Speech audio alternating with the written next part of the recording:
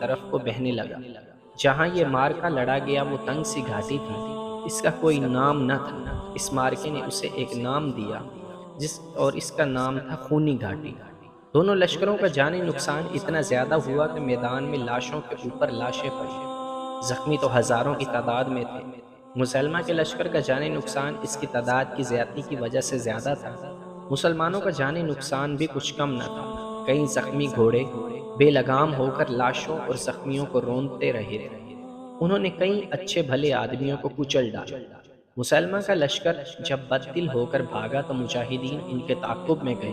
مسلمہ کا ایک سالار محکم بن طفیل اپنے لشکر کو پکار رہا تھا، بنو حنیفہ، باغ کے اندر چلے جاؤ۔ انہیں اب باغ میں ہی پناہ مل سکتی تھی۔ اس باغ کا نام حدیقۃ الرحمن تھا جو وسیع و عریض تھا۔ اس کے ارد گرد دیوار تھی۔ مسلمہ اس باغ میں چلا گیا تھا۔